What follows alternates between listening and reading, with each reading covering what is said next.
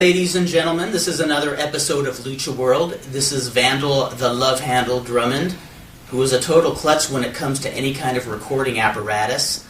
And I am here with a guy who makes sure I do it right, Alfredo Esparza. The guy in agreement. That's right, he's nodding in agreement. Yeah, this is something that we were discussing on the first take of this podcast, is that he nods in agreement when he knows I'm doing something ridiculous, and he shakes his head vehemently when he knows I'm continuing to do things. We're probably going to have to do this over the phone again. Poor SuperBoy's going to be calling like an hour. It's definitely working this time. Now, we're here with the longtime legend of Los Angeles wrestling, SuperBoy, who I was looking through photos that I took of you in 1989 in San Bernardino Arena for Red Bastien's Win promotion. And what I'll never forget about that day is that was the first time I actually really saw you in action, aside from your debut in 1987. And you blew a lot of minds with your flying then. Then Dan Farron also reminded me that that day was not just the first day I ever snapped pictures of you, but it's the first day that I met Dan Farron, Johnny Legend, Broadway Danny Wolf, and Pat Hood. And Pat Hood, you just reminded me. Who's Larry Rivera? Larry Rivera, the renowned XPW announcer. And, in fact, in the photo of you doing the backflip with Principe Indu, your big bro, you see Pat Hood in the background with a finger up in the air, probably saying, "Dude!"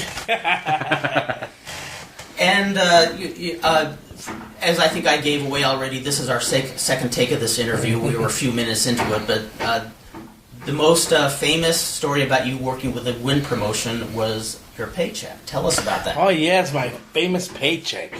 We waited up until like 3 o'clock in the morning just to get paid. Oh, geez. We walk up to this window. How long was the taping for that show? Was it... Yeah, it was. They did the yeah, but you know they had us like just waiting there, like in any other promotion when they went sometimes to pay. I remember going out to TJ and getting like waiting till like 2 or 3 o'clock in the morning just to get paid, man.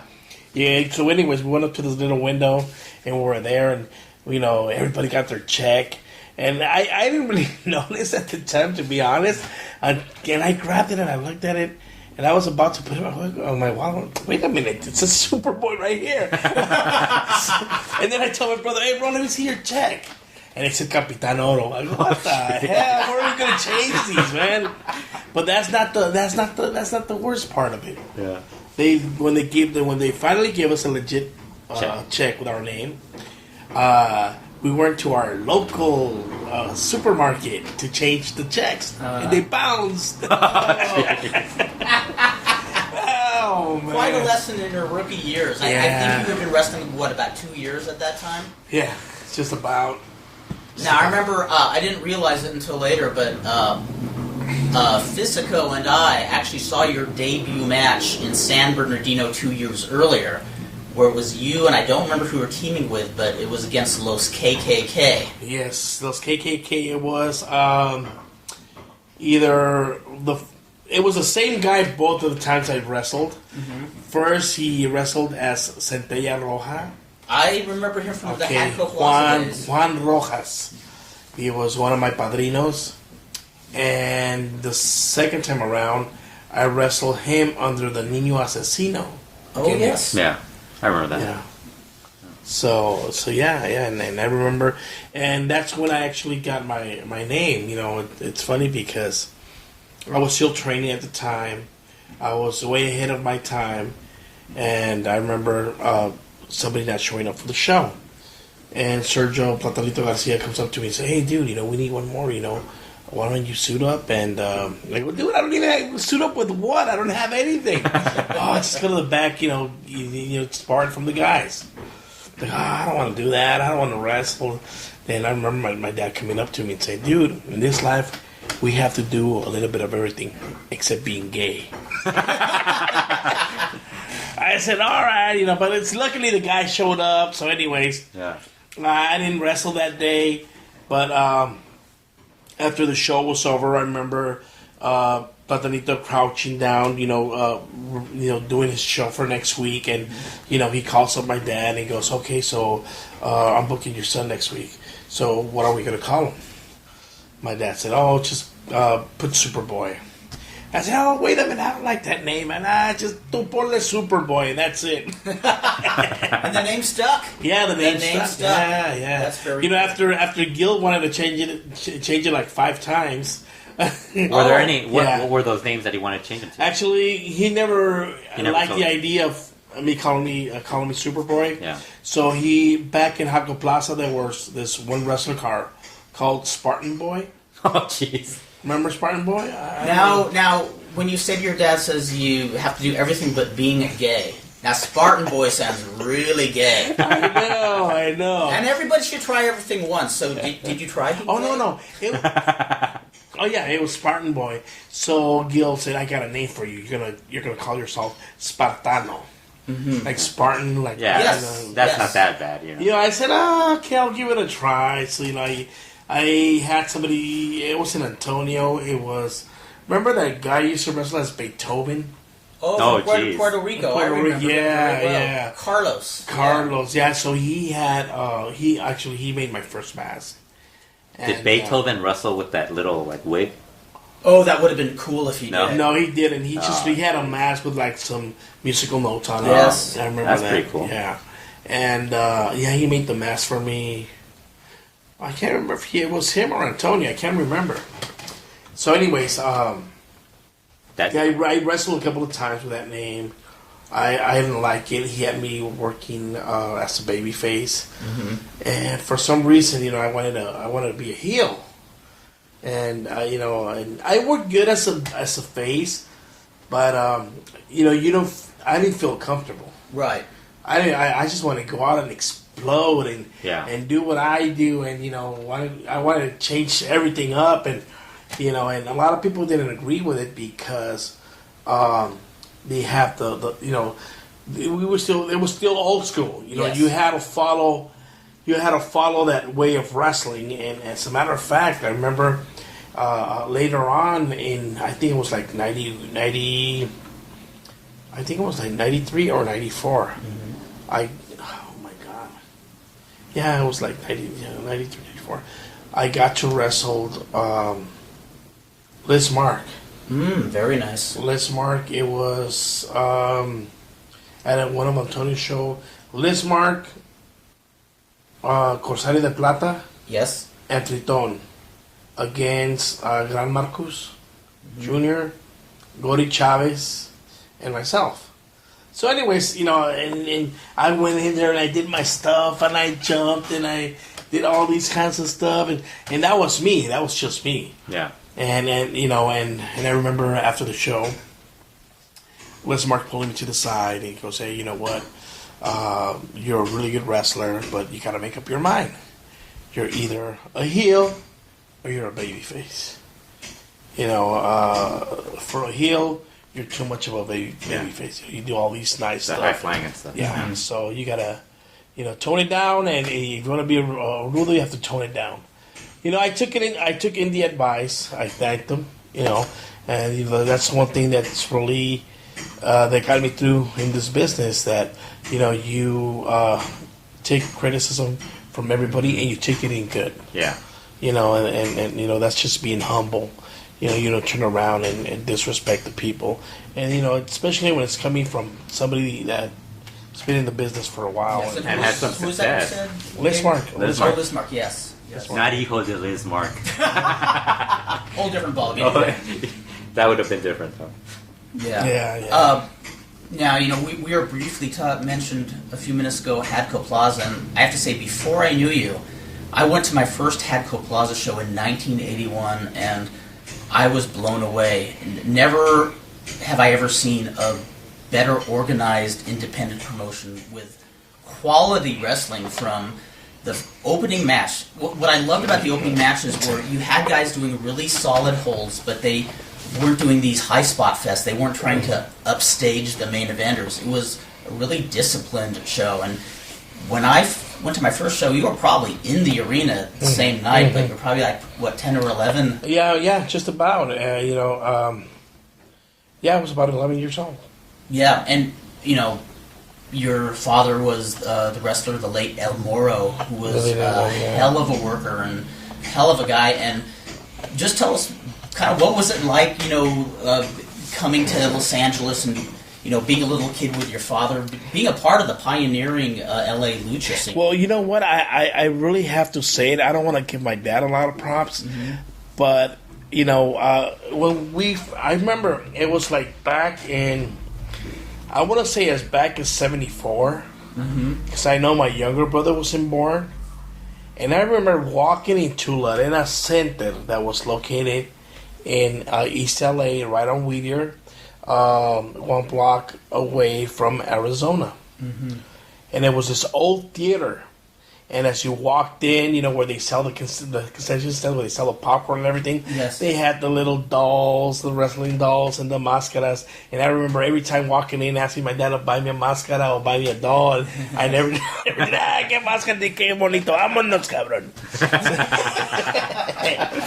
So anyways, I remember watching Al Murrieta.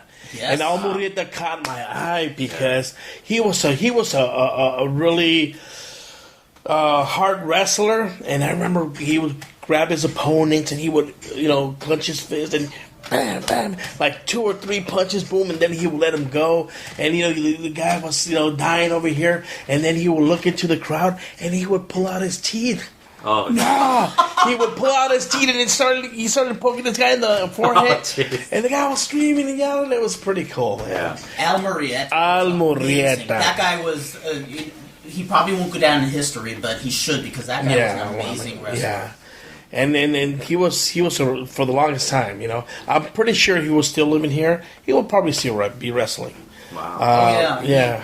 Whenever I look at Al Murrieta, I think of those old spaghetti western flicks of Sergio Leone, and you'd see Clint Eastwood in a gun battle with these just nasty-looking dudes, and I said, Al Murrieta looks like he'd be one of those nasty dudes. Only difference is he would kill Clint Eastwood. Clint Eastwood would not win this match. And the other guy I remember was Odi Chavez, because he used to come out in this gorilla outfit, and I can't remember. I think it was Gorilla Chavez or something like that. And the other person was this old. He was old even back then. Moican Bull or something, I think his name was. He had the gimmick of an Indian, and he would just sit down in the corner and crouch and be there for like 10 minutes and meditating and trip out. Yeah, it was That's funny. My kind of gimmick. It was funny. It was really cool. I used to like it back at the time, but those are the people that I remember. And the promotion was not all that good. It lacked promotion, and it lacked people just taking control over that place. And I remember my dad having conversations with Gil at Gil's Garage as to opening up a new place. And I remember there's one call by the name of Penduleon. He used to visit Gil a lot. So they all got together. And I can't remember who found the place, but I remember going with my dad to check out the place. This was back in 78. Back in 78, we went to go check out this place. And it was the legendary Hatco Plaza. Yes. And like I said a while ago, not to put my dad over or anything, but thanks to his promotion skills and his matchmaking skills, that place really, really went over. I remember my dad had a few friends from Budweiser, so he had like Budweiser sponsor them. My dad was the one that got that sponsor. Wow. I remember every week the vendors with all the beer going around peddling it. And at your end Christmas show, they were actually giving away beer to the audience. Yeah. As a matter of fact, I met Katakun Lee in Japan, and he was a really hell of a nice person. And I go, well, believe it or not, but I met you back in 80 something. at Los Angeles Jaco Plaza. Goes, dude, all I can remember from that is this one wrestler. I can't remember his name, but he filled up my bag with Budweisers. I go, dude, that was my dad. Yeah. That was my dad. That is awesome. Yeah, and so anyways, yeah, my dad had a real eye for everything, and I remember my dad moving around and saying, okay, he would go out there, and this is what I tell a lot of the guys, go out there, look at the matches, scout the people, look at the people, look how they wrestle. When you get a chance to wrestle them, you know what to expect, what you do. Not only that, look at the crowd, look at the people, work with the ref, work with the people. It's a lot of people think it's just going in there and screaming and yelling, but no, it's a whole different ball game. When I started working, I got around a lot, and I understand the business right away. It just clicked. It's just like clicked. So a lot of guys take a long time to process or to understand the concept of how the difference or styles or whatever. Yeah. When you have TV time, time is short. You got to remember camera angles. You got to remember this. Got to remember that. And I remember just going in there and just I had a like.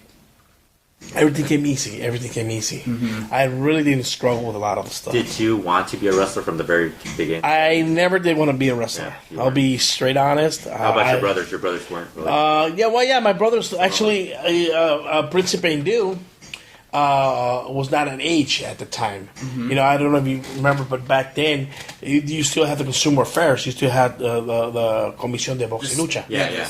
Okay, exactly. Yeah, every year you had to get licensed. So you had to get licensed every year. You had to go to the doctor, and you had to be 18 years and over. Mm-hmm. Oh. My brother Gustavo I think he was barely turning like 15 when he debuted it back in '79. Oh wow! Yeah. So, but he was a big dude. He was a big dude. So was he able to just? Yeah. He got away with his appearance, and I think fake ID. That's probably it. Yeah. Remember, we used to live near Alvarado, so we had the hookup. Yeah. Was the doctor named Bernhard Schwartz, the famous Bernhard Schwartz? Yes, the big guy with a beard. Yes, because I got my first wrestling license from him. I did too. And I remember sitting down and saying, "Oh, I wonder if my blood pressure's high," or it wasn't. But I was saying, "I wonder if everybody's going to seem good." But when I looked down at his sheet, he had all the vitals already filled out for me. What's your name, kid? Kurt Brown. He took my blood pressure, and then he passed me. Actually, I was the same guy, and I remember the only person I guess he never passed was Golden Iron. I remember Golden Iron. Okay, he had issues with high blood pressure. Oh, really? It's like... no, you can't. Was that bad? Well, Golden Iron, if I remember right, he was on some massive juice. Oh, I remember seeing him like, whoa, what is this guy putting in his Cheerios? I know. Yeah, that's like the first big guy I ever seen, in wrestling, really good friend, really good guy, really nice guy. But going down again to Jaco Plaza. I was a kid, and I remember everything like if it was yesterday, man. Oh, those were great memories. Yeah. Every Sunday night at 5 o'clock, they never skipped weeks. No. It was happening, dude. I think almost 10 years they ran. Yeah, actually they ran. No, it was less. I wish it was 10, but they ran from 1978 till 1985. Mm-hmm. But 83 going into 84, it changed the owners, the promotions. It was still called the same thing, except that Bendulion was not the promoter anymore. Okay, well, I actually remember the difference. Okay, and it was Ramon Villanueva who took over. You probably remember him. He was the other guy taking pictures all the time. Skinny, kind of tall kid, Ramon Villanueva. So he started promoting. Mm-hmm. And again, in 83, my dad was the CEO. he was the guy in charge, because they had He was a matchmaker. No. Head booker. Tenían una mesa directiva. Yeah, they had. They had a writing team. They didn't have a writing team, but they had somebody that would take care of. My dad was a matchmaker. Yeah, like an office. They had an office. Yeah, they had an office. Basically, they did have an office, and they had certain people taking care of certain stuff. Yeah. You know, and Gil being the way he was, he always wanted to be, the head gaucho there. So, my dad was always cool with that. It was, my dad was the matchmaker for so many years, since he started all the way till '83. And I remember Jesse Garcia took over my dad's spot. Oh. As a matter of fact, they had a big argument. And dude, ever since Jesse Garcia went there, he only lasted 1 year, and he brought the place down. See, I always wondered what had changed because remember how earlier I said the opening match. Well, that's what changed. Yeah. They took my dad from office. Yeah, because I remember the opening matches. They would be really solid hold for hold matches, and then I remember one week I came and the opening match was one long rest hold, and I'm like, whoa, what happened? Something changed here, Yeah, and not only that, you could see the difference as far as the matches went. Yeah. Every match had a storyline. Every match had, a sequence. Mm-hmm. And you could see this, Sunday by Sunday. When my dad was taken out, like I said, Jesse Garcia took over. And everything went just down the drain. Mm-hmm. And after that, the promoter just bailed. And the place was out for like a year. Mm-hmm. And then they started promoting again like the late '84 up until '85. Oh. Now, didn't Hatco Plaza get bought by a church or something? Yeah, they got bought by a church. Mm-hmm. It's a beautiful place. And you know what the sad part about this? Mm-hmm. I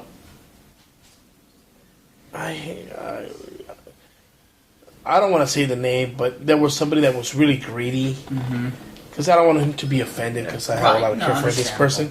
Yeah. He was really, really... Well, if I can say the name, but you can cut it out. SuperBoy, it's the podcast. Oh, you can tell us afterwards. Yeah, tell us afterwards. You can tell us after the podcast. Yeah. All right, so anyways, but this person was so greedy that it came to the point where they could have bought the building. Mm-hmm. They were really doing really good. It was doing the place was doing really good. They could have bought the building because they did come into conversations, and they had a chance to buy the building. They just didn't. They didn't. Oh, and the place was beautiful. Yeah. It had, it was, it had, how do you call it? Two floors. It was two. They had like dos salones. Tenía dos salones. Yeah, it was a two-story building. There was like a dance hall. There was two dance halls. Wow. Oh, there was one downstairs? There was one, yeah. I never realized that. Where the guys used to get dressed, it was another dance hall. Wow. Yes. And it was huge. It was huge. And I remember that was a beautiful place. It had the wooden seats into the wall, and then they had just seats. As a matter of fact, when Cosmos' sister-in-law was 15, her quinceañera was was in the Vestidores place. The first floor. Oh, yeah. The first floor, yeah. And as you walked into the dressing rooms, there was like this this fountain chair was just round like that. You said, real beautiful. I used to love that building. I love that building too. And it had the grand stage with that nice picture, and it was. So you didn't get to wrestle there at all. You know what? That was my dream to wrestle there. I had dreams where I was wrestling at Hatco Plaza, but no, I never had a chance. Yeah, you were definitely part of the family. I mean, oh, definitely. I loved it. Well, actually, didn't you actually? Because I think Kurt might have mentioned this before that you were one of the little kids that would get in the ring. Yeah, actually, I remember my and brother. You were actually better than the. My brother Gustavo had a mask versus mask match, which he won, and I remember Fantomas being my brother's second. And I was right there. I was cheering on my brother. It was a hell of a match. Yeah. And I remember my brother, he said, come on in. So I was all nervous. I went up into the middle of the ring and I pulled this guy's mask off. And Dude, it was the world to me, man. Oh, that's awesome. Yeah. That is so Yeah. cool. That was so cool. One thing I remember I loved, they would put these little creative twists into matches at Hatco Plaza. One of the things is whenever somebody lost a fall, his opponent would take him and chuck him out of the ring. Didn't matter if it was a face or heel. It was like tradition. You chuck your opponent out of the ring after you beat him. Each fall. And then the other thing I loved is when they had a hair versus hair match. I don't know if they did this regularly, but they would shave the guy's head, but they wouldn't shave it cleanly bald. They'd leave little clumps of hair. And then the next week he had to sell beer with his back haircut. And one of my favorite matches was Los Relevos Chinos, where you had, it was a 3-on-3, and then they would clear out, a set of rows of chairs on each side, and they would put numbers. The samurai match. Yeah, the samurai match. Yeah, we call them Relevos Chinos. So it was 1, 2, 3, and it was these little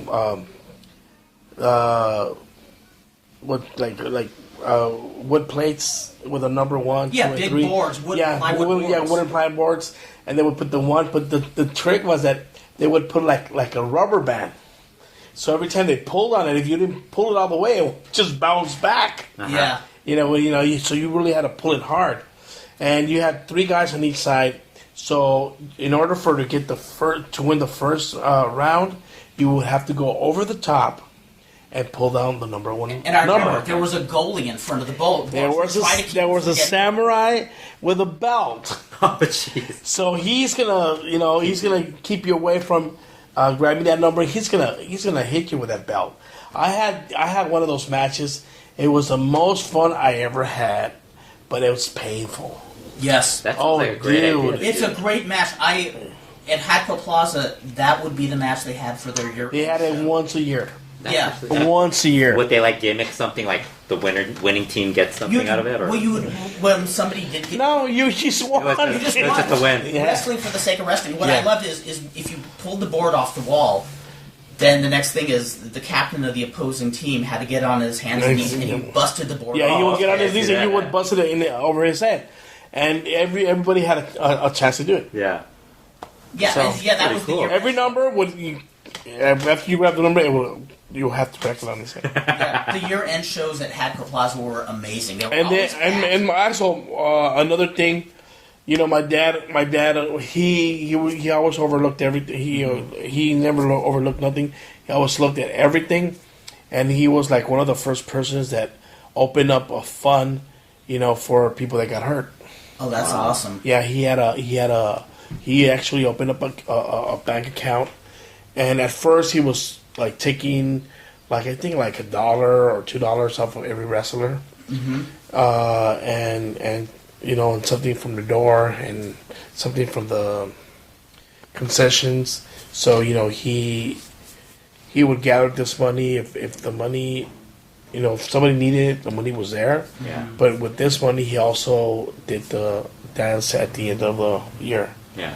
He was the one organizing all that stuff. Yeah. You guys had a dance at the end of the year. Yeah, it was a cena, like a trophy award. Yeah, and everybody would get recognized. You would come in your suit and your mask. It was so cool. I never got to. I remember that's right. Well, actually, by 83, 84, I was a teen. I was 13, 14, 15 at the time. And I remember my first dance I was going to go to, which I didn't. But I was looking forward to that because there was... I don't think I have those pictures. But I have some cool black and white pictures where they, where and everything was catered. It was really nice. Where my dad and Gil are drinking out of this... I don't know if it's a big cup like that, elongated like that, with a bunch of fruit, and it was really nice. Yeah. And they went all out, man. They went all out. And again, thanks to my dad, because he was the one organizing all of that stuff. Well, your dad was born for the business. I remember. You remember when I started wrestling? I was in opening matches. I was the curtain jerker. Yeah. But what never ceased to amaze me was after the match, your dad watched every match, not just the main events, and he would sit there and tell me what I needed to improve on. And there's not very many guys in your dad's position who bothered even watching. Nowadays, they don't even watch the wrestling. Yeah. It's amazing. The only thing they watch is who's coming in the door. Yeah. That's it. Yeah. Yeah, it's true. It's amazing because I mean it's not even. You could talk to somebody who promotes a show and they won't tell you. They want. Well, see, and again, when my dad, my dad said, God rest his soul, he said, the last thing I want to do before dying is promote again. And he did. Yes. I wasn't there for the first show. As a matter of fact, I was in Japan at the time traveling, and when I came back, I asked him, so when is your next show? He goes, I don't think there's going to be a next show. I go, why? Well, what's wrong? What happened? He goes, well, let me put it this way. I had 3 associates, which was Dr. Muerte, Acero Dorado, and your brother, who put up some money up front. And so, anyways, Sunday came. You have to set up the ring. You got to put up the chairs. You got to make sure the place is clean. You got to make sure the concession, everything's there. And then we're going to sell this, sell that. Everything has to be there. And Dr. Muerte came. He goes, hey, Chuy, what about if you do this or if you do that? And, he was there for a couple of minutes and he left. Oh my gosh! And then when the guys came to wrestle, same thing. Hey, maybe you should have done this, you should have done that, but nobody helped. Yeah. And then by the end of the show, they wanted their money back. I go, dude, I go, okay. Well, I told me, you know what? Don't worry. Let's take these guys out of the picture. Me and you. Okay, what do you need? Okay, so I remember I went and I bought this little brother typewriter with prints and everything. Right. I made some flyers and just a handful of flyers to pass out, and then I went to the print shop and I got like 300 flyers, and I had Jose Luis go to La Opinion and put out a last minute thing. It has to be. It had to be there by Monday, but they were cool. They were La Opinion guys. I gotta give them a lot of credit. They were really cool. They always publicize local matches. Yeah. Oh yeah. You know how much they charge? How much? 0. What? Yep. Oh, I was wondering how they were. Because I remember seeing advertisements for years of local wrestling shows in there. Well, and again, you remember La Oveja Negra? Well, he had the contact with the people in La Opinion. So he was asking my dad for like $50. That was like a major newspaper. It wasn't like Yeah. That was, and the guy said, the guy charges me $50, and he was charging to advertise. And then later on he said, the guy said it's gonna be $80 from now on. My dad said, you know what? Right now, I don't mind giving it to you, but right now at this time. So I guess he got mad and he said, well, so he didn't do it anymore. So I went down to where the building was right here on 9th Street and, I don't know if it's still there or not, on 9th Street and Olive. They had the building from the Opinion right there. So I went there and I remember I bought this, I think it was like a cognac bottle or a tequila bottle, just to give this guy, hey, thanks for helping us out, but I wanted to talk to you and see if we could continue, advertising the Lucha Libre or whatever. He goes, yeah, dude, all you gotta do is just write up your results and your program for next week, and there's only one catch. I go, what's that? That if I have events like basketball or boxing, if that's the case, I'm not gonna put your promotion. right. Other than that, it's gonna go on the paper. And I go, oh, well, how much? No, it's free. Oh, wow. That's amazing. Yeah. Yeah, because I remember for years seeing ads for Hadco Plaza, and really good size ads, and I was like, wow, this is impressive. Yeah. Now, Michinoku Pro, you've probably done more tours of Japan than any other independent wrestler here in the LA area. Tell us about your first tour there and how you kind of, kind of bonded with the whole crew in Japan. I remember I remember talking to you a year prior to going to Japan. Yes. And I remember you telling me that they wanted 7 guys. That's right, when Wally Yamaguchi exactly, and you had in mind of sending Piloto, Mercurio, Loverboy, Crazy Boy, my 2 brothers and myself. Yes. And then I remember you telling me that... Oh, no, that was it. I remember... And then the following year, I didn't hear from you until until the following year. But I remember Platanito giving me a call. And he said, hey, guess what? I'm sending my brother, Piloto, and Mercurio to Japan. I go, oh, well, that's great news. Well, good for you. That's cool. Oh, I remember, yeah. And that was it. I go, so what do you need? No, I just wanted to let you know. Oh, okay, cool. And that was it. And then I guess he called me one more time. Or he didn't call me at all till you called me. Mm-hmm. And I remember, and it was getting like real close to 2 weeks away from the Japan tour. Yes. I remember Kurt giving me a call. So are you set? Are you ready? I go, for what? To go to Japan? I go, no, I'm not going to Japan. He goes, yes. It's you. That's right. You thought we were kidding you, right? Yeah, It was a joke. He goes, no, it's going to be you, Piloto Mercurio. No, it's not me. It's Loverboy. He goes, no, it's you. I go, well, Platanito called me and said that his brother's going. He goes, oh, no, he's not going. And then I guess you talked to him, and then he calls me up, and he goes, oh, guess what? My brother can't make it. Oh, wow. You think you could go? He goes, you think you could go? I said, yeah, I could make it. Well, go, hurry up. I got the paperwork for you. He gives me the paperwork, and it says SuperBoy. You should have had your name legally Was changed. that Red Bastion? Oh my God! I still give him the props. I didn't want to tell him. I like Platanito. He's cool, man. Yeah. So, anyways, I get the paperwork and dude, I didn't even know where to start. Mm-hmm. I didn't have a passport. Yeah. I didn't know where the embassy, the Japanese embassy. I think I called you. You told me, didn't you? Yeah, I told you where it was. Yeah, it was not like on. The thing that made me uncomfortable is they wanted you guys going there without working papers. Oh yeah, and I'm glad. I'm sorry. No? I'm glad you did that because what a lot of guys do is that they were taking a boat.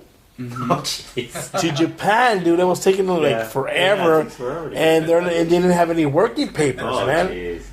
My God. So that was one of the best things that ever happened because once you get your paper, I went down there right away. They're really nice people.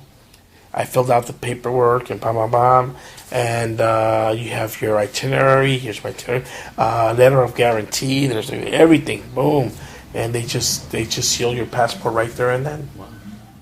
Yeah. And it was really impressive because the two that they kept bringing back regularly were you and Piloto.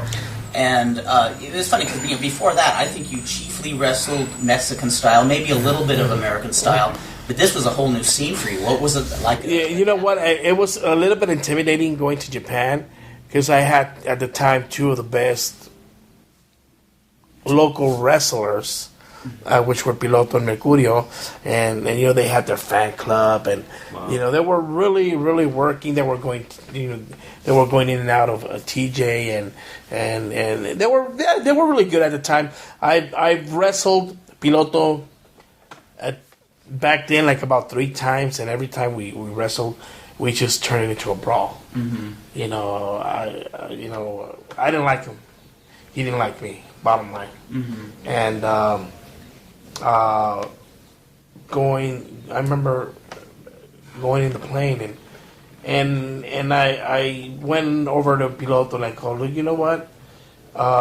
Let's put our differences aside. Mm-hmm. It's a big opportunity for all 3 of us.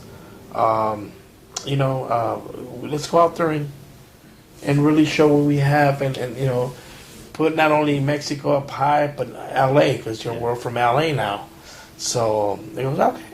And I remember vividly the first day I got there, my first match. When we got there, Wally Yamaguchi picked us up. Jinsei, Wally, and there was another, I think it was Johnny Genji.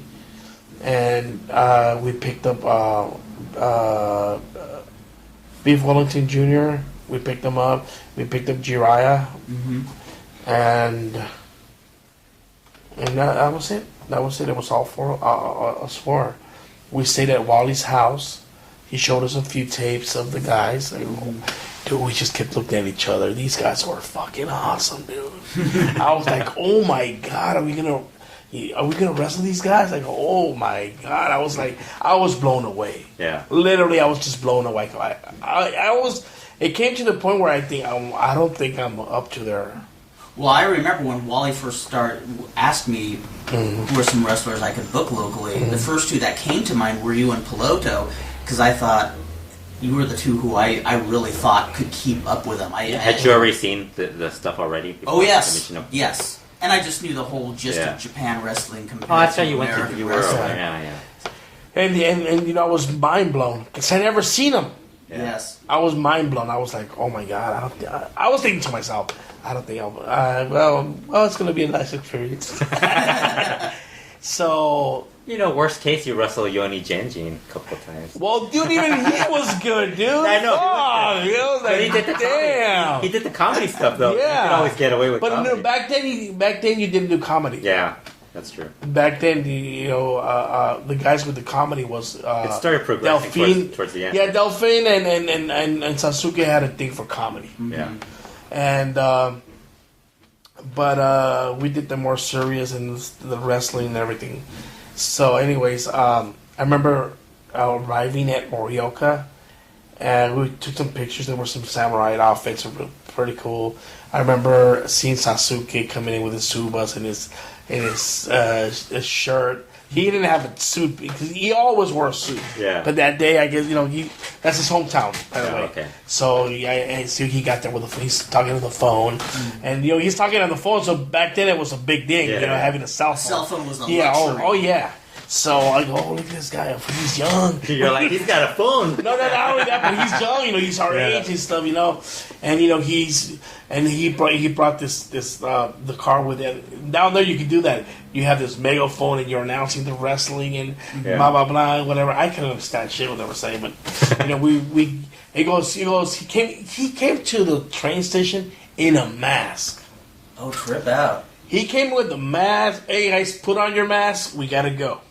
I go, what? Is he serious, dude? I have to put on the mask. I go, I gotta put no fucking mask on. Put your mask on. I go, okay. So we all put our mask on, and we're touring the city, dude, in our mask in the car. So finally, they drop us off like 3 blocks away from the place, dude. We walk from there, and it's a shopping center. Yeah. Our first show was in a shopping center in the parking lot. Oh, jeez. Out in the parking lot. Yeah.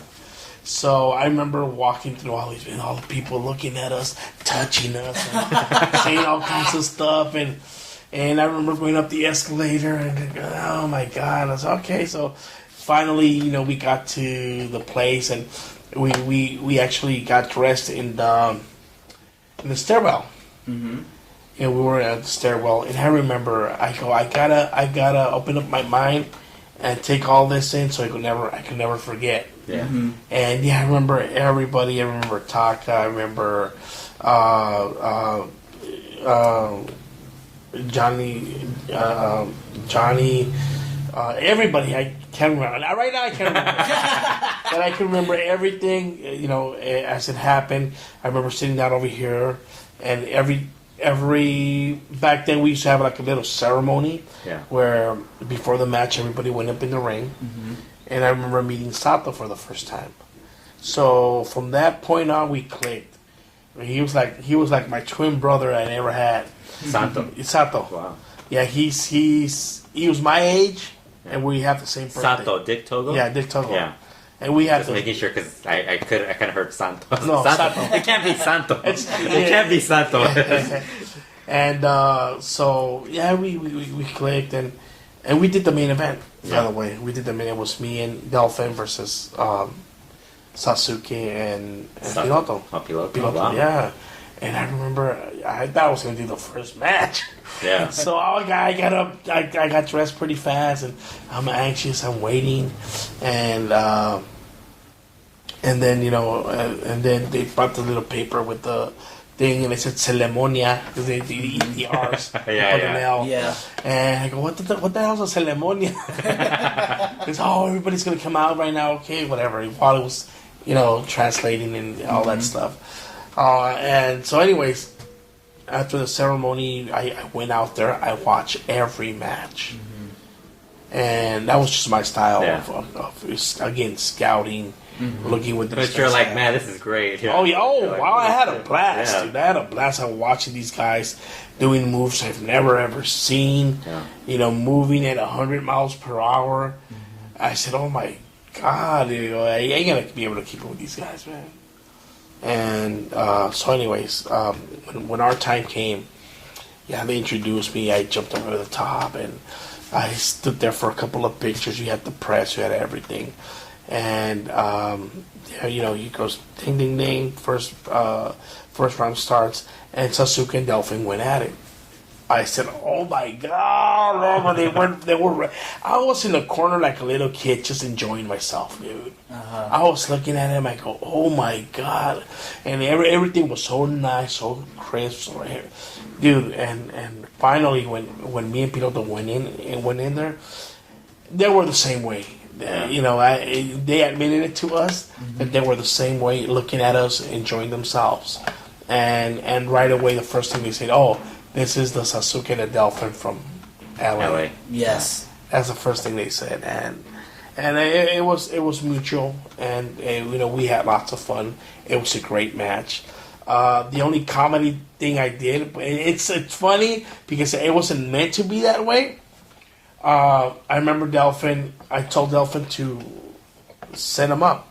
I was gonna splash. I was gonna do a splash, and he put him like right really close to the rope, and I told him, "No, dude, he's too close. Put him farther." Homeboy puts him all the way to the corner. I go, and I was embarrassed to get out and they walk to the other side. I didn't want to do that. So I said, "Oh my God, what am I gonna do?" I said, "I know. I'll just jump and then jump again." For some reason, people love that, and they asked me to do it in every fucking match. Oh, that's awesome. They loved it. They wanted me to do that in every match. But we had a hell of a night, and I remember going to eat after that. They took us to a yakiniku, Korean barbecue place. And I didn't know how to use the chopsticks. Piloto, like I said, Piloto and Mercurio were a little bit more, they're older, they're more experienced. So, they knew how to eat with the sticks, and they had that experience. They were out with the boss, talking, and I remember I was in the corner, trying to fight with my food, and I remember they were looking over and talking about me. And then I asked Piloto, "Hey, what were they saying?" "Oh, they think you're really good. You're great." I go, "So well, I don't think I'm great, but But after that, it was just like a match made in heaven. Not with everybody, because I started to put my input. I saw a lot of potential in the guys, but they had bad habits of getting up. The rest was Japanese kids, yeah. So they're still kids. I say kids because, God damn it, Naniwa was like 13 at the time, and Kaz Hayashi was, they were all really young. Yakushiji, Hoshikawa, they were kids, man. And they had, because they practiced a strong style. They did, a lot of stuff, and they were lacking a lot of real basic stuff. So I kind of, took over the classes before What either we knew we have a lot of time, so we did go in and we did train. And I go, look, come here, do this, do that, and I just started. I just started telling them, how to do the things. So from that point on, I was Maestro SuperBoy. I remember after you had been touring there for I think about 2 years, Physico and I were watching a tape of a Michino Noku match. Not one that you were in. It was a six-man tag, all Japanese guys. But they were doing the exact same, style of a match that's done here in Los Angeles Lucha Libre, and we're saying that's SuperBoy, that's his influence, and we were just so jazzed. Yeah, I influenced a lot of the guys. They had their own style, which was really nice, really cool. I know. Who picked up a lot of my style was Kasayashi. Mm-hmm. He picked up a lot of my style. We were really good friends. And I remember I've seen him again when he was in WCW. Mm-hmm. Yeah. And he came over to the house, and I go, next time you come, let me know, because he likes pozole. Cause he lived in Mexico for like a year or two. Mm-hmm. So he goes, oh, I love pozole. I go, oh, that's cool. Have my wife fix you up some pozole next time you come. Yeah, really, really nice guy. Really good friend. He was like one of the guys that I really like. And I remember he came over, and I picked him up. I took him to the house, and we just started talking and reminiscing. And he told me, you know what? I remember you the first time you came, and I remember you pulling me to the side and telling me a lot of stuff. At the time, it didn't sink in. I really didn't understand. Now I understand. And I thank you for all that advice. Wow. Because it helped me throughout these years. Yeah. And, coming from a person, he's a big name in Japan. Yeah. Mm-hmm. Oh, yeah. And, coming from him and just telling me that, that made my day. And You were mentioning you were close with Sato Dick Togo. Yeah. Again, we had almost the same style. Yeah. I remember tagging up with him, and we didn't even. I'm serious. We didn't even have to yell or tell each other. Just we knew what to do. You could just improvise. Exactly. Yeah, because he's another guy who's just we kind of gets it. We just like he knew if I set him up, I was just run. Boom, he was there. Bam. He had already the guy set up, and we just clicked. Another one was Taka. Yeah. Taka Michino. He had a lot of bad habits too. Like when he still does that. When he lands and he gets up like this. He gets up like this. Yeah, straight. Yeah, I go, dude, someone's gonna come and push you. You're gonna land on your butt. Yeah. I go, stop doing that. But it's a hard habit to break. Yeah. And he still does that. Yeah, that's why I said, you know what? It's really a hard habit to break because you've been doing all your wrestling life. Yeah. So I'm not gonna change it. Just keep standing up like that. But I had a really good relation with everybody, dude. Everybody. Well, you did Everybody took care of me. Everybody respected me. I respected everybody. And I didn't have a problem with anybody. And you did over 20 tours there. I mean, I did almost 10 years. Wow. Yes. 10 years nonstop. And Because your last tour was right after the Super J Cup, wasn't it? Or was it? Yeah. Was that I did one more after the J Cup. I did one more show. Yeah. And I think you were usually SuperBoy, but you had 3 other identities. Yeah. I remember Dick Togo wanted me to tag up with him because at the time he was a babyface. Mm-hmm. Sato, his name was Sato, which in Japanese is sugar. Mm-hmm. Oh. Asuka. I never knew that. I didn't know that. Yeah. Sugar Man. Yeah, so he wanted us to go by the name of. He came up with a gimmick of the mask. And it was Leon Guerrero. Yes. It was a pretty cool outfit, like a tiger and stuff like that. Like a lion. A tiger. A hybrid. It was a liger. It was a liger. Yeah. So, anyways. He did like one tour he did the gimmick, and then on when I came, I had an outfit already and I did it. It didn't work out. Yeah. It didn't work out. I wasn't too happy about it. I still did it, and then that was the first one. And then for the mass tournament for '94, they actually the referee came out with a convict gimmick. That's a great which gimmick. Which awesome. Went over very good, very good. Yeah. In fact, you did when they gave you the convict gimmick. I think I remember you telling me you didn't know the history about who the convict was. Exactly. Yeah. Tell us about that. Yeah. Well, I didn't know that there was a convict like back. Was it the 50s or the 60s? 60s, the Tiger Mask comic and the convict. But there was actually this one American wrestler that used to wrestle as a convict. Plowboy Frazier. Yeah. Wrestled under a hood in Los Angeles. Almost something similar to. It was the exact same outfit. Exactly. Yeah. Yes. So,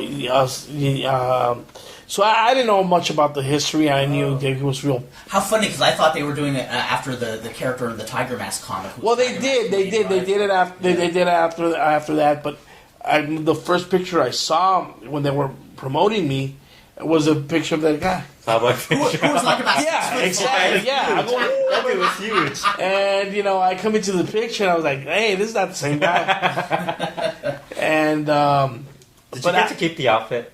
you know what? They gave it to me, but I gave it back. Oh, no way! Yeah. Oh!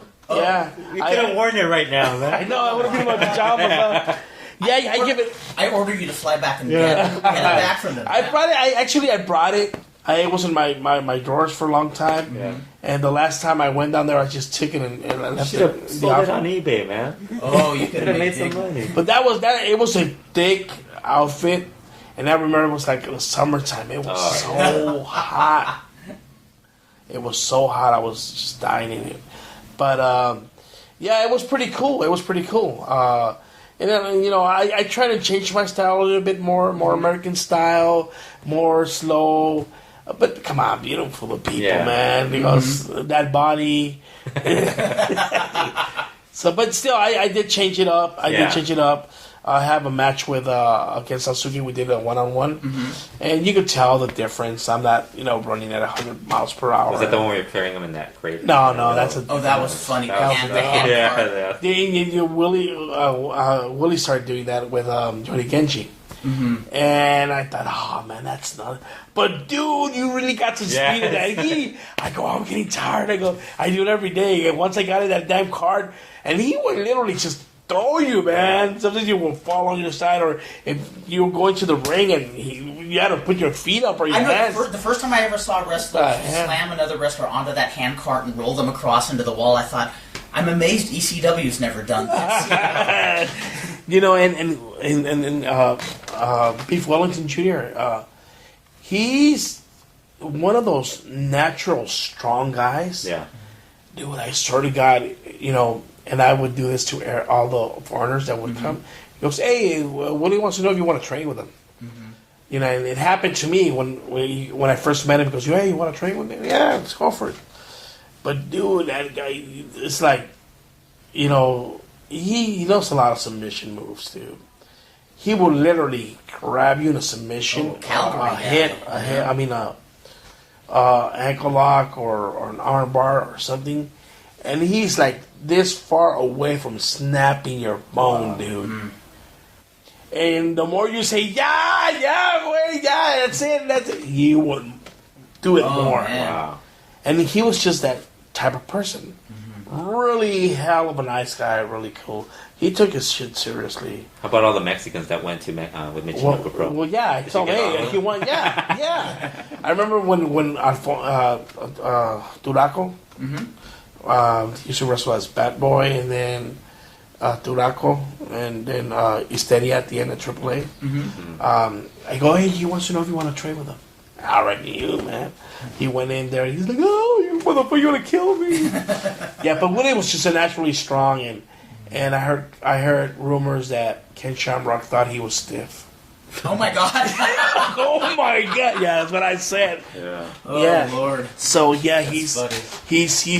he's a real deal. He's a real deal, and poor Joe Kimball, man, he had to wrestle him every day. Oh, Pero Russo. Yeah, Pero Russo. There you go. Really nice and guy, though. dude, Russo. every day he would beat just bloody, dude. Wow. Yeah, I remember Willie would just grab anything from the floor and hit him over the head. There was a bottle in there. He cracked his head open and Now, we were talking about Biff Wellington or Wellington Willie? Wellington, he's calling himself Beef Wellington. Oh, I didn't realize that. He had the same name. Gotcha. Yeah, so I'm confused too. So don't ask me again. Don't ask me again. So, anyways, and just going in with there, this guy was just like I said, naturally strong. Yes, he would overpower you like nothing, man. Because I remember Russo used to talk about him nonstop. Oh my if you God. brought up that name, He goes, there's only Pedro Russo. You say, there's only two true wrestlers that I know. One of them is this guy, and the other one's Fit Finley. Oh man, but yeah, and yeah, man. We became really good buddies, really close, really good. And I remember the first encounter I had with Willie was a battle royal, and I'm thinking to myself, this ain't gonna hurt me. We're friends. We're good friends. Yeah. I swear to God, I have another instinct that I felt something, behind me, and I turned. He's like a freight train, dude, just coming with a clothesline, dude. I remember looking at him and just ducking, boom, and he got me like mid forehead like this. He almost ripped my mask off. Jesus. And then I turn and he's coming back again. And I remember I go, I gotta get this guy, and then he's going like this, and I run and I drop kick him, boom, patadas de canguro, both feet on the back, and he goes forward. He's tumbling like that, and then he turns and I come in with another drop kick. Bam! You wanna kill me? Like, yeah, I wanna kill you. And once I got him in the ropes, dude, every single person came over to help me throw him out of the I'm not kidding. And he's never been tossed out of the ring, especially over the top. right? Yeah. So his both hands are like this. He's grabbing on to dear life. And I remember when I came at him, he kicked up his foot like that and just brought it down. And I grabbed the foot. But he almost took out my shoulder, dude. He's strong and he could kick. Real thing. Oh, yeah. And I remember grabbing his foot and I couldn't take him over. He's a big dude. He's heavy. And like I said, when everybody saw, everybody came in. And he goes, no, don't push me. I'm going to fall on my head. Come on. And he's crying like a little... I go, I've never seen this guy so big and strong cry like a little baby, man. And I finally got him over. But he never let go of the ropes. Yeah. He went over. He wanted to come back in the ring and kill me, dude. I swear to God. I go, yeah, cabrón, yeah. Get out of here. He stood there for almost all the match waiting for me to get out. Wow, he was waiting for you. Oh, yeah, yeah. Okay, that was the first time. The second time, he teams up with, what's this, Jerry Lynn. Mm-hmm. He teams up with Jerry Lynn, and I'm thinking, it's going to be a cool day, and I teamed up with this Japanese kid, and next thing you know, these two guys want to get me, man. Jerry and Willie. I go, what the hell? But I had a chain. Yeah, that's right. I grabbed the fucking chain and started, come on, fuckers, come on. Boom! I hit Wally over the head. Bam! Oh! And then Jerry and I hit him with it, and I roll out of the ring, and Willie starts chasing me. Literally chasing me around the ring, dude. And I remember he did caught up to me, and he just threw me like a rag doll. And he got on top of me. He was choking me, dude. Damn. He was literally choking me. And I remember I was like this. I was seeing blurry at the time, dude, and he wouldn't let go. I'm telling you, he would not let go. And I remember out of desperation, I started just grabbing stuff from the floor. And I grabbed the bag, and I went, BAM! I hit him on the side, and he falls over, and I roll out of the way, and he went on his back, and I just do a senton right there. Bam! Sweet. And then I get up, and he gets up, and he starts chasing after me, dude. And there was this black board right there, and I grabbed it, and I threw at him. He's, you want to kill me? You want to kill me, yo? You know? I go, dude, what if you trying to kill me, cabrón? Yeah, but he was just. We were the best of friends, dude. I was gonna say, did you guys go out drinking later that night? Yeah, we did. He was so cool. He knew every time we went. He knew every town. Awesome. He was really cool. He was the only guy that showed me around. Japanese people, they're not that. What's that word I want to use? Social. Hospitable. I can't say it. Hospitable? Hospitable. There you go. It's like for instance, when the guys come over here, I would take them out. Show them the. These guys weren't. Right. They got to the hotel. That's it. They went out, did their thing. Never called you. And the thing is that believe it or not, there's a lot of racism in Japan. Yeah. Mm-hmm. Yes. But it's kept. Yeah, I've heard of like. I remember the first time we all went out. We tried to go into this bar and they were just living. Oh, dame guy jeans, no guy jeans. Yeah. You have to have a guide or a Japanese person With you. go with you, and it doesn't work all the time. Right.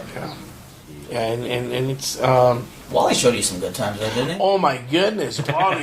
Hey, cocksucker, what are you doing? Wally, man. What am I doing? I'm sleeping. I'm asleep, dude. What the hell? No, get up. Come on, let's go. I love his American dialect was just like he was born. Yeah, You're exactly. speaking in Japanese, and hey, Kurt, you son of a bitch, what's going on? And he has a great voice. He sang Yes. San Francisco. Oh my God, he just sang the shit out of it. Oh, dude. you guys karaoke? Yeah, we were karaoke. We were with this. Me and Piloto were just grabbing on this lady. He was just messing around, and but yeah, he goes, oh, I want you guys to sing Bésame Mucho. People started walking out. I go, damn, me and Piloto are the worst singers ever, dude. But Wally has that really nice voice. Really? Yeah, I was that. surprised. I was very surprised, and you see Wally, you don't give 2 cents for him. He's like this tall, Yeah, you don't think bow-legged, but he's cool. He goes, I remember I had a chain, and I was swinging it, and he was our partner, right? Mm-hmm. And he walks into the motion of the, and I caught him, dude. Damn! And the chain spins around his head, and then it stops and hits him right in the forehead. Oh, you son of a bitch! It hurts, but I can't sell it. Oh, man, it was so funny, man. He was a hell of a guy. He goes, dude, whatever you want. You want to drink, you want to eat, whatever you guys want, company pays. Money's not an object. That is so cool. Yeah. Was his house the most fun place to crash at? You know what it was? It was a 2-story house. Mm-hmm. Not like you expect to see a house here, a wooden house. A tall, skinny house. Yeah, there you go. A trip. Tall, skinny house, and then in the basement, that's where we slept. Mm-hmm. He pulled out just a bunch of. I guess like pillows. Yeah, it wasn't pillows, but they had those. We call them petates in Mexico. It's like one of those like straw, like a straw mat. Mat. Yeah, there you go. Yeah. So we crashed there. It was really great. Wally was the best host. Oh, he was fun. Yeah, he was really fun, and he had twins. He's a twin. You know that, right? Yes. And he at the time with the lady, I don't know if he had a little baby girl and 2 boys. Mm-hmm. Yeah, he was so cool. He was a good guy. Sure, the twin. Yeah, the twins. Yeah, they were I think like 1 year old at the time. Mm-hmm. They were both a year old, and I remember I'm telling you, he was like the only guy that every place we went, he would take me to drink, mm-hmm. just to have fun, because I don't know, for some reason he enjoyed my company, dude. Really? And we would go out and drink and have fun and mess around, and we just clicked. But but Piloto, I think it was a language barrier. Yeah. Right. Piloto was, his English was like really, his accent was really heavy, and he doesn't really understand much, and he wants to talk Spanish all the time. So, but yeah, he did. I would call him, hey, let's call Piloto. bring the cocksucker over here. That was his favorite word. And we would go out and have a blast. The first time we went to Japan, we after a show we went to this like a bar restaurant. Well, they were all bar restaurants for crying out loud. And there was this really cool place where they had this big square table, and you sit on the floor, and so we, everybody's drinking. They bring the sake, they brought the beer, they brought all kinds of stuff, they brought all kinds of food. We're eating, and we're having a blast. And I remember I said, I want to use the bathroom. So I went to the bathroom. At the same time, there was this young boy. I can't remember his name. I can't remember his name, but he was like the slave. He was like the new kid on the block. Yeah, poor kid. Yeah. So anyways, he walks with me over to the restroom, and then Wally comes behind me, and as we're exiting the bathroom, there's this drunk guy that's in the restaurant, but that they're eating on the other side because we had like a little private section, and then this guy, he grabs him by the neck, he starts shaking him, and then he slaps him, and he say, pro wrestler, and this and that, and then because Wally had already left, I told Wally, hey dude, this guy, and then here comes Wally, and he grabs the guy and starts telling him shit. And he slaps the shit out of the guy. Really? and then here comes Sasuke. And then he grabs the guy and he starts talking shit to him and he slaps the shit out of him. And then we're all looking like that and the guy just, And then he walks away. And then we go in there and we clock the door and we're all right there. Everybody's looking at us. Everybody's looking at each other. And everybody just start laughing, dude. We're all laughing, which is what happened, dude. And then next thing you know, we order more beer, we order more sake. We broke every dish in that place. We were pissing out the window. Everybody was just drunk, dude. Yeah. Everybody was laughing at what happened. I remember we left that place like around 3 in the morning. 3 or 4 in the morning, I can't remember, man. And we just walked to the hotel. I remember, I swear to God, I felt like if I laid down and I woke back up. I remember that I bunked with Piloto that day. And dude, when I opened up my eyes, everything was just spinning, man. Everybody was like asleep. Every match was horrible then. Oh, jeez. The only person that didn't drink was Mercurio, but everybody else got bombed. That's awesome. Yeah, but I was funny because we started just cracking up because they slapped the shit out of that. Yeah. Oh my God. Damn. Yeah. It was. Now, first few years you were wrestling, it was mostly local guys. Do you remember the first time you wrestled? Like somebody who you grew up watching and looking up to, and what like a big star. Well, you know what? Even actually, the first time we went, like we were the only guys, foreigners. We were the only foreigners. Oh, I mean, like actually, no, like when you were a rookie. Oh, okay, in okay. LA. Well, actually, I guess everybody. Yeah, I was such a fan of everybody here that even my first match, I was honored to wrestle the KKK. Mm-hmm. Having Santiago as my partner was a big deal. Wrestling the following week, Al Murrieta, Gori Chavez, that was a big deal. Murrieta was one of my idols. I grew up watching him, and it was just an honor to wrestle him. But I could say a wrestler that I wanted to wrestle, because I was a big fan of his. I watched him throughout when I was younger, and I thought he was one of the fastest wrestlers ever. Kurt Brown? Aside from Kurt Brown, the clumsiest, not the fastest. It not was the clumsiest. Felino. Oh yes. And I said I want to wrestle him one day. Yeah. And the time came. It was. I think he was wrestling as Galeno, Al Morito Jr. Yes.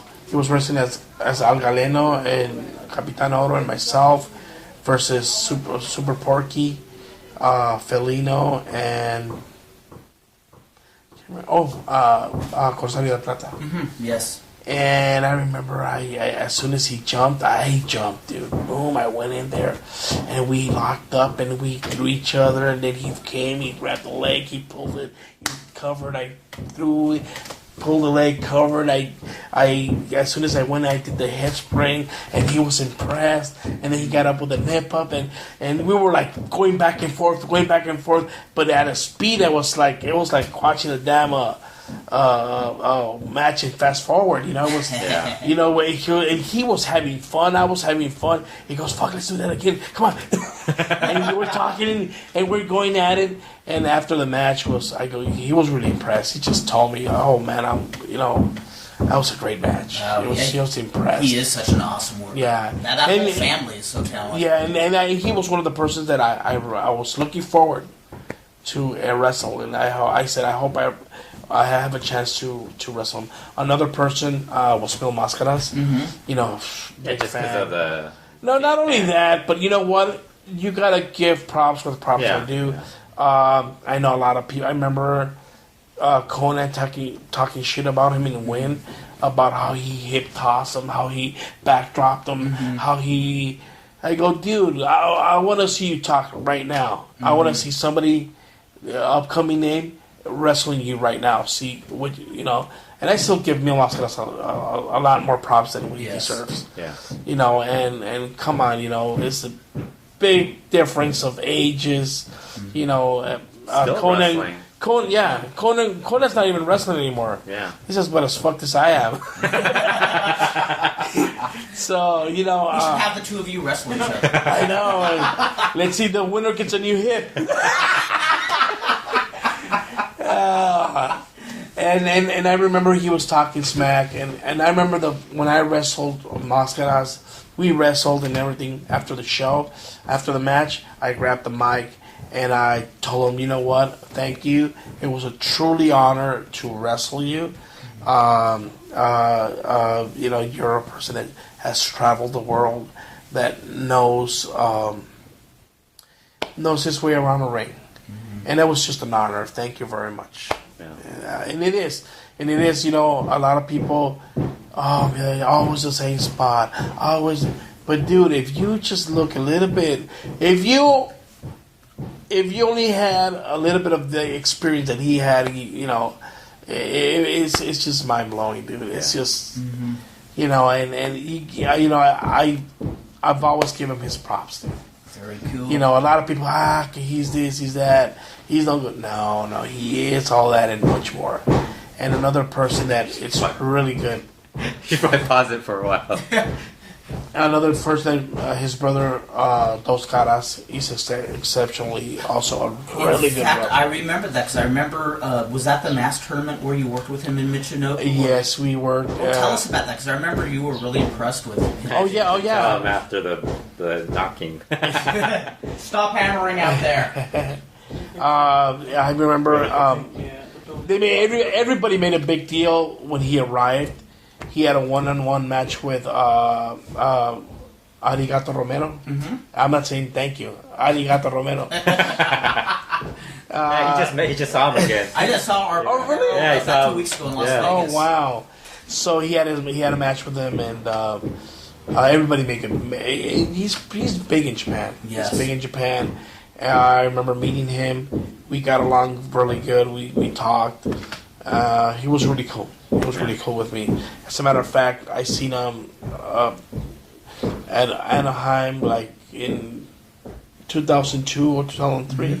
He was with his son. He introduced me to his son. Really, they were both really cool. He goes, "Oh, he's a good friend of mine. Great wrestler, whatever." So, hey, we shook hands, and you know, it was pretty cool. But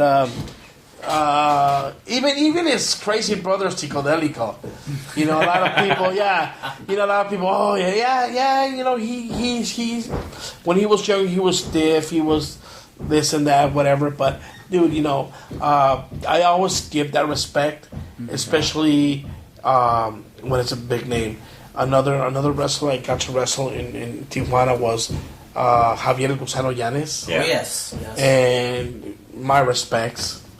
I He's had no problems. He's a horrible host. He has his own wrestling show. Oh, okay. I'm sorry. Turn that off. Hold on. Okay. Totally.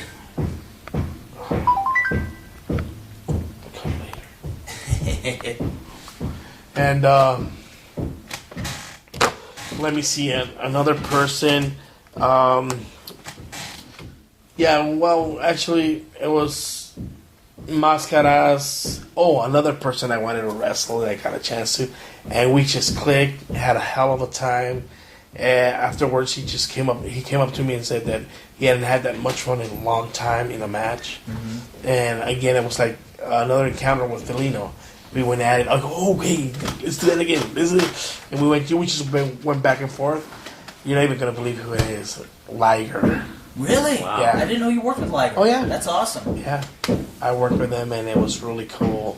And again, going back to the '80s, watching, because after Tiger Mask, he was the next big thing. Yes. And watching it, I remember you gave me a video, a Japanese video, and I was just mind blown by Liger when he did the shooting star press. Yes. Yeah. I go, oh my god! And actually, I knew of the wrestlers of Japan thanks to Kurt, because he gave me a bunch of tapes from over there that I've never seen. Right. And if I hadn't had these tapes, I wouldn't even know who a lot of these people are.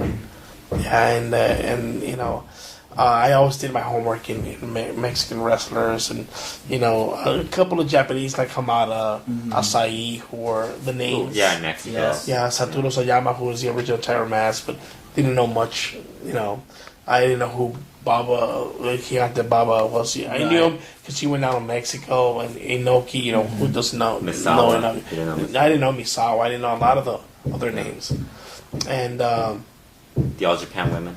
You didn't know. oh man, I knew it because of him. Yeah. I got tapes. Yeah. And I was and I met him.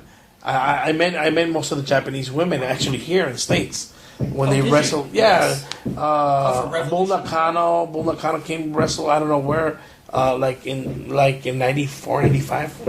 I Was it don't the remember. Peace Festival? Oh, the Peace Festival. Yeah, 96. exactly. Yes. Yeah. So I want to go pick up Sasuke, I think, at the hotel that we're all there. And then, when I was in Japan, I went to go check some of the women's wrestling matches, and they were pretty cool. I took some pictures with them. I have some pictures with the girl wrestlers, and they were pretty cool. Yes. Yeah. We want to thank you for taking the time to do this interview. Always fun talking to you about Oh, man, thanks. old school lucha, new school lucha, anything lucha. Thanks for listening, ladies and gentlemen, and we'll be back hopefully really soon with another edition of Lucha World.